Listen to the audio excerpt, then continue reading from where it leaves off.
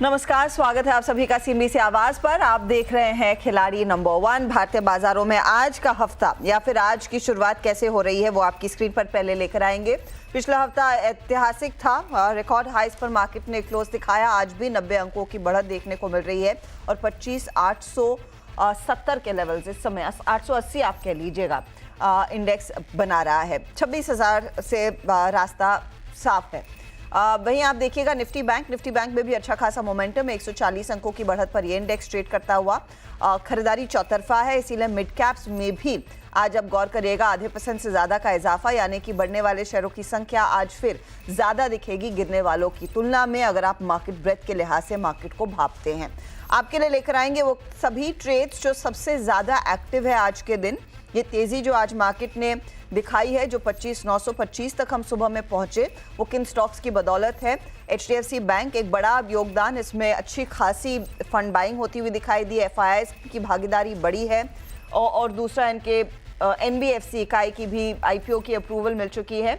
रिलायंस, भारती और फिर M&M ये दूसरे ट्रेड्स हैं जहां पर काफी ज्यादा मोमेंटम देखने को मिला है। दूसरी तरफ ICICI bank, Infosys, L&T, HCL tech ये कुछ स्टॉक्स हैं जो कुछ हल्की सी मुनाफा वसूली का शिकार जरूर बने हुए हैं।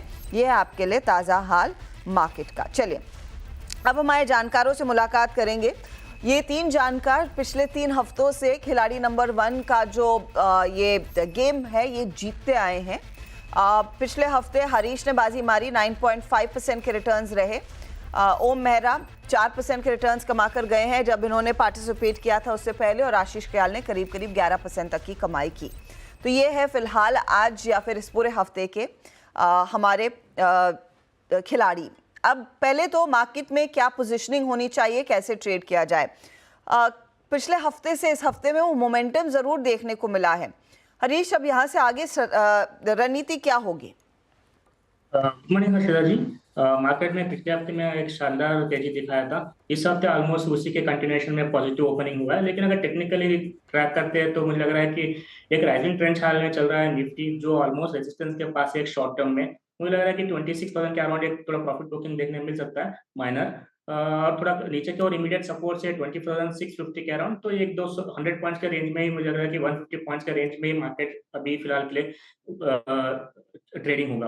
वेराज बैंक निफ्टी की बात करें तो मुझे लग रहा है कि बैंक निफ्टी एक शानदार ब्रेकआउट दिया था पिछले हफ्ते में, और उसके रिटेस्ट करके मुझे लग रहा है कि वहां से बाउंस बैक देख रहा है। मुझे लग रहा है बैंक निफ्टी में अभी भी तेजी कंटिन्यू रहेगी ऊपर की ओर। मुझे लग रहा है कि 24,500 तक भी ऊपर के लेवल्स देख सकते हैं।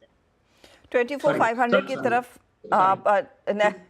54 I was just repeating you 54,500 की तरफ, क्योंकि हम 54,000 पर आ ही चुके हैं। 53,955 के लेवल्स देखने को मिले हैं। हरीश की राय है खरीदारी की।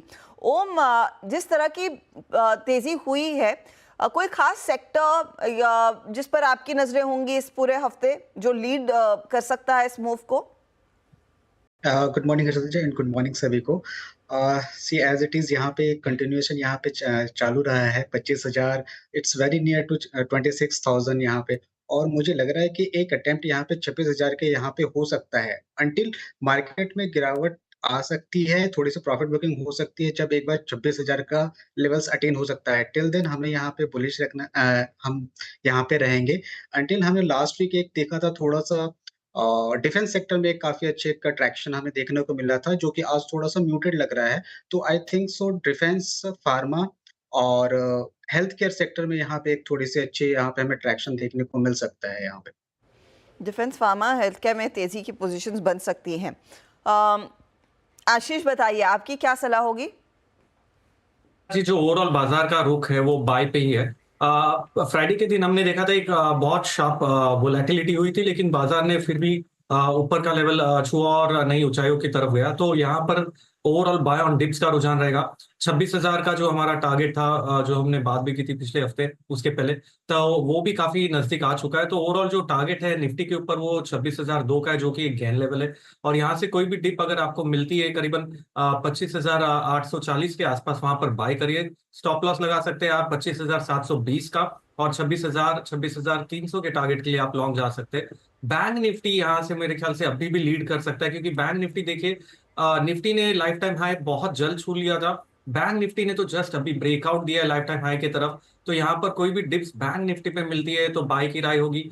बैंकिंग स्टॉक्स अच्छा कर सकते हैं। Overall small cap mid cap पे फोकस बनाए रखना होगा। चुनिंदा स्टॉक्स में अभी भी काफी अच्छी बाइंग है, तो मैं मिड कैप स्टॉक्स के साथ ही जाना चाहूंगा। ओके, तो ये मिड कैप्स की तरफ ही दरअसल रुझान बना रहेगा। ये आपके लिए राय बन रही है आशीष की। चले तो ट्रेड्स लेना शुरू करते हैं। अब किन स्टॉक्स पर फोकस हमारे जानकार करेंगे उसका खुलासा हो जाएगा। ओम, मैं पहले आपके पास आ रही हूँ, बताइए आपका ओपनिंग ट्रेड। जी मेरा पहला ओपनिंग ट्रेड होगा ट्रेंट। यहाँ पे 75.75 के अप्रॉक्स यहाँ पे ट्रेड कर रहा है। काफी अच्छा एक कंसोलिडेशन के बाद, इनफैक्ट हायर लेवल्स के बाद एक सपोर्ट, आई मीन ऊपर रेजिस्टेंस के लेवल में ब्रेकआउट करता हुआ नजर आया। तो 7575 के अप्रॉक्स यहाँ पे ट्रेड कर रहा है। स्टॉप लॉस हम रखेंगे यहाँ पे 7400 और टारगेट रहेगा 7950। ओके, तो 7950 के लिए आप कह रहे हैं ट्रेंट में एक तेज़ी का ट्रेड। ट्रेंट में आज एक मोमेंटम देखा गया है, आपको याद होगा फ्राइडे सेकंड हाफ में, यानी कि आखिरी 1.5 घंटे में, मुझे याद है जब हम क्लोज कर रहे थे कार्यक्रम को तब भी ट्रेंट में अच्छी तेज़ी बनी थी। 7400 का स्टॉप लॉस लगाइएगा। ट्रेंट में खरीदारी का कॉल, 7950 का टारगेट यहाँ पर आपके लिए बना है। हरीश, आपका ओपनिंग ट्रेड क्या है? रहेगा सीजी पावर में। सीजी पावर बाय करने की राय है। एक लंबा कंसोलिडेशन था स्टॉक प्राइस और एक ट्रायंगल का ब्रेकआउट दे रहा है स्टॉक प्राइस, तो मुझे लगा करंट लेवल से बाय करना चाहिए सीजी पावर। ऊपर का टारगेट रहेगा 860 का और स्टॉप लॉस रहेगा 718। सीजी पावर में एक अपॉर्चुनिटी बनती हुई दिखाई दे रही है। यहाँ पर खरीदारी की पोजीशन आप लेकर चलेंगे। 12 रुपए के गेंस है। 860 के लिए ये टारगेट आ रहा है और 718 718 आपके लिए स्टॉप लॉस का काम करेगा। ये पहली ट्रेड है हरीश की। आशीष, बताइए आपकी राय क्या है? तो पहला ट्रेड होगा वो है JSW इंफ्रा में। यहाँ पे बहुत स्ट्रॉन्ग एक ब्रेकआउट आता हुआ नजर आया स्टॉक में। एक inverse head and shoulder pattern का भी ब्रेकआउट है ना, और साथ ही में वॉल्यूम्स तो अच्छे खासे पिकअप हो रहे हैं, तो सस्टेनेबल ब्रेकआउट लग रहा है। 20 डेज एवरेज से भी बाउंस बैक हुआ है ये स्टॉक, तो ओवरऑल बाय कर सकते हैं। यहाँ पर टारगेट रखना होगा 380 का और स्टॉप लॉस है 336 का। ओके, तो ये फिलहाल आपके लिए राय JSW इंफ्रा में। बाय साइड का कॉल यहाँ पर आपके लिए स्क्रीन पर आ चुका है। 380 टारगेट रहेगा और 336 का आप स्टॉप लॉस लगाएंगे। तेज़ी की राय यहाँ पर आपके लिए साफ बन गई है। चलिए अब अगला ट्रेड लेते हैं। बताइए आशीष, आप JSW इंफ्रा के साथ क्या जोड़ेंगे? देखिए, जो दूसरा ट्रेड मैं यहाँ पर जोड़ना चाहूंगा, यहाँ पर एक है फिन केबल्स।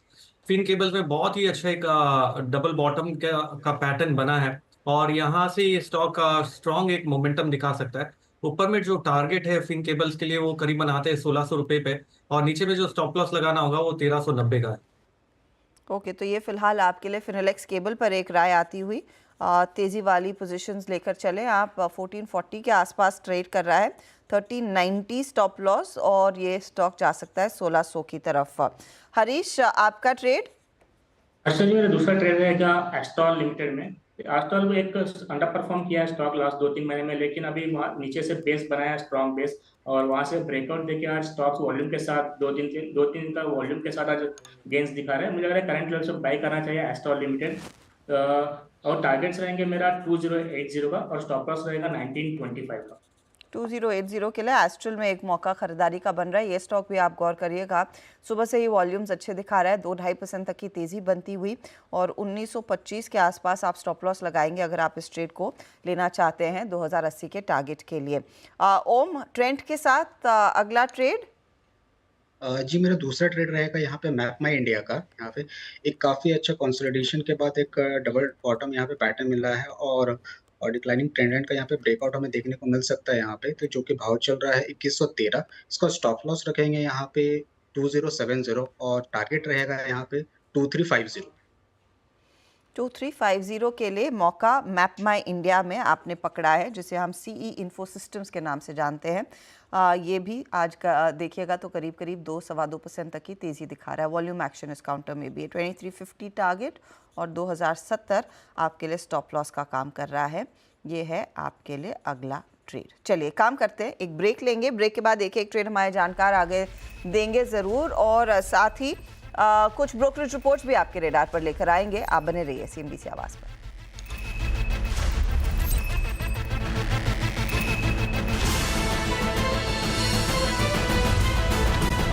आप देख रहे हैं खिलाड़ी नंबर 1 और हम एक एक ट्रेड हमारे जानकार से लेंगे ज़रूर, लेकिन फोकस करते हैं फार्मा कंपनियों पर। आज कई सारी अपडेट्स निकलती हुई दिखाई दी थी, स्पेशली यूएस एफडीए की तरफ से जो कुछ जांच मिली है, जांच हुई है, उसमें क्लीन चिट ग्लेनमार्क फार्मा को मिला, इनकी औरंगाबाद यूनिट को। अब इससे क्या फ़ायदा मिलेगा? स्टॉक आपके सामने करीब 5% के गेंस दिखा रहा है। इन्वेस्टेक ने एक्सपर्ट रिपोर्ट भी निकाली है। ये ब्रोकरेज काफ़ी बुलिश है इस कंपनी पर। क्या कारण है? कंचन नौटियाल हमारे साथ है। कंचन, बताइए। जी, सबसे पहले आज खबरों में भी ये शेयर बना हुआ था, उसके बाद 5% की तेज़ी है। इन्वेस्टेक ने खरीदारी की राय दी है और जो लक्ष्य है उसको बढ़ा के कर दिया है 1900 रुपये का। अब जो कंपनी का कैश फ्लो है वो ऐसे ही बढ़ते रहने की उम्मीदें जताई जा रही है। अच्छे नतीजे और साथ ही साथ कैश फ्लो के बढ़ने से जो री रेटिंग है वो भी जारी रहेगी। यही नहीं, आज जो यूएस एफडीए की तरफ से जो इनका औरंगाबाद का यूनिट है उसको क्लीन चिट मिल गया है। अब जो इनका औरंगाबाद का यूनिट है वो कंपनी के लिए काफ़ी ज़्यादा इंपॉर्टेंट है, क्योंकि इस प्लांट से जी फ्लोवेंट एमडीआई और नेजल स्प्रे जैसे प्रोडक्ट्स का यहाँ पे कंपनी प्रोडक्शन करती है। भारत और रेस्ट ऑफ द वर्ल्ड से एबिटा में 70% की ग्रोथ रहने की उम्मीद है और इस टाइम पे करंट वैल्यूएशन पे जो स्टॉक है वो काफ़ी ज़्यादा सस्ता लग रहा है और फिस्कल ईयर 26 में जो एस्टिमेट लगाया गया है ईपीएस का वो है 23x, जिसके चलते आज शेयर में हमें एक तेज़ी देखने को भी मिल रही है। ओके, तो 23 गुना ईपीएस एस्टिमेट्स बढ़ने के आसार बनते दिखाई दे रहे हैं। कैश फ्लो अच्छा खासा बनता दिखाई देगा, उससे ग्रोथ को भी सपोर्ट मिलेगा। शुक्रिया इस अपडेट के लिए। एक बार स्टॉक आपकी स्क्रीन पर ले आएंगे। इनफैक्ट समय है तो हमारे जानकारों से पूछ भी लेते हैं, एक एक ट्रेड अगर वो इस समय जोड़ना चाहें तो वो क्या रहेगा। करीब 5% ऊपर है ये काउंटर, ग्लेनमार्क फार्मा जिसकी बात हो रही थी। हरीश, बताइए, आपने सीजी और एस्ट्रल दिया, अगला ट्रेड? हर्षा जी, मेरा दूसरा ट्रेड रहेगा कैम्प्स में। तो कैम्प्स को बाय करने की राय है करंट लेवल्स पे। एक बड़ा सा कंसोलिडेशन के बाद एक राइजिंग चैनल में चल रहा है स्टॉक प्राइस। आज फिर से एक बार एक प्रीवियस हाइस जो है उसको निकाल के उसके ऊपर टिक रहा है प्राइस, तो और वॉल्यूम के साथ आज गेन्स हुआ है। तो मुझे लग रहा है कि करंट लेवल से बाय करना चाहिए कैम्प्स को, और 5100 का मेरा टारगेट रहेगा और 4430 का स्टॉप लॉस। ओके, तो ये फिलहाल आपके लिए कैम्स में एक अपॉर्चुनिटी। आज स्टॉक ये भी भागा हुआ है, 234 रुपए की बढ़त दिखा रहा है कैम्स। तेजी वाले मार्केट में कैम्स सीडीएसएल सब काउंटर्स में जोरदार गेंस बने भी हैं। 5100 का टारगेट इस समय हरीश दे रहे हैं, 4430 आपके लिए स्टॉप लॉस का काम करेगा। आशीष, आपका तीसरा ट्रेड? देखिए, मेरा जो तीसरा ट्रेड होगा वो रेस्टोरेंट ब्रांड्स एशिया में होगा, आरबीए में। यहाँ पर एक बहुत स्ट्रॉन्ग कंसोलिडेशन के बाद में ब्रेकआउट आता हुआ नजर आ रहा है। वॉल्यूम्स के साथ में ये ब्रेकआउट है, तो गुंजाइश है कि इसका जो पैटर्न टारगेट आता है वो करीबन 123 का है, वो अचीव कर सके। तो आरबीए पे बाय की राय होगी। स्टॉप लॉस 108 रुपये 50 पैसे का और टारगेट 123 का। ओके, तो ये फिलहाल आपके लिए रेस्टोरेंट ब्रांड एशिया एक अपॉर्चुनिटी तेजी की। ये भी स्टॉक इनफैक्ट 4% ऊपर है, 123 का टारगेट और 108 का स्टॉप लॉस। ओम, आपकी बारी, तीसरा ट्रेड? जी, मेरा भी ट्रेड सेम था, बट मैं अभी शिफ्ट करूंगा। यहाँ पे सीमेंस पे मैं यहाँ पे बाय लेना चाहूंगा। 6922 का भाव करंट भाव चल रहा है और जो कि स्टॉप लॉस रखेंगे यहाँ पे 6850 और टारगेट रहेगा 7200। 7200, 7200 के लिए एक सीमेंस में अपॉर्चुनिटी। वैसे रेस्टोरेंट ब्रांड एशिया पर आशीष ने पिक किया, वो ओम को भी पसंद आ रहा था। ये फिलहाल ओम ने अभी सीमेंस जोड़ा है 7200 के लिए। एक काम करते हैं, ब्रेक लेते हैं, ब्रेक के बाद एक रिकैप सभी ट्रेड्स का।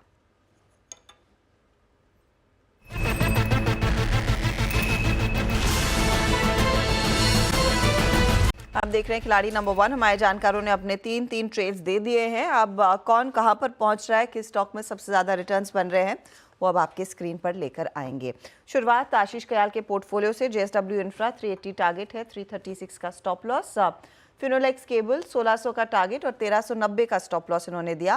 और रेस्टोरेंट ब्रांड एशिया 123 का टारगेट है और 108 रुपये 50 पैसे का स्टॉप लॉस रहेगा। तीनों ट्रेड्स में सबसे शानदार रिटर्न बन रहे हैं इनके फिनोलेक्स और रेस्टोरेंट ब्रांड एशिया में। जेएसडब्ल्यू इंफ्रा थोड़ा सा ठंडा है।